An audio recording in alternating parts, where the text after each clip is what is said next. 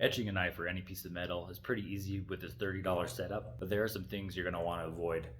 I'll be sharing tips that I've learned, and later on in the video I'll be showing one extra item that really brightens up the etch.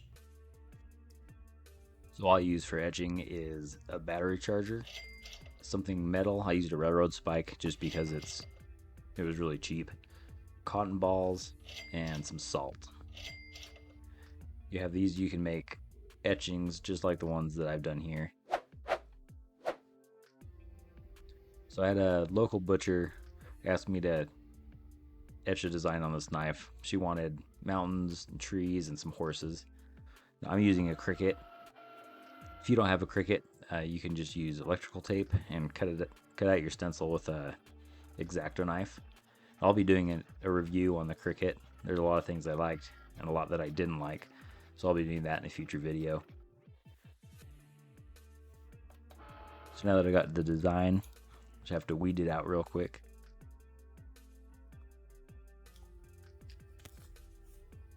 So here's the stencil. Now I just need to put it on the knife. So for the mixture, I mix a half a cup of hot water with 2 tablespoons of salt. And I just mix it until I can't dissolve any more salt. So you can see there's some sitting in the bottom, and that's perfect. Then I just place the stencil exactly where I want it.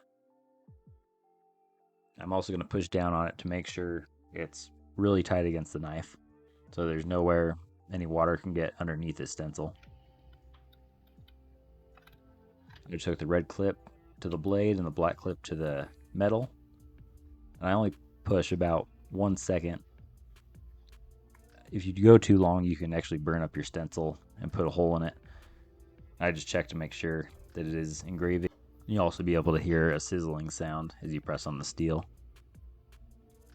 So I just go until I've used about 3 or 4 cotton balls per area. And if you're left with any dark marks, like I've got on the mountain, pretty soon I'll show you what I use to get rid of that. So this is what it looks like when I'm done. You can see the blade's pretty dirty. I've got all these cotton balls. So the one thing that helps more than anything else is this flitz polish. So this will clean up your etching, making it really clear. And if there are any dark marks, it'll get rid of those. So I put a good amount on, and I rub it all over the etching. I'm going to let it sit for 1 to 2 minutes, and then just scrub it as hard as I can.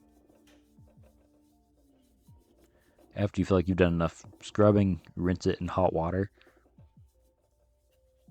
and then you'll get really clean looking etch.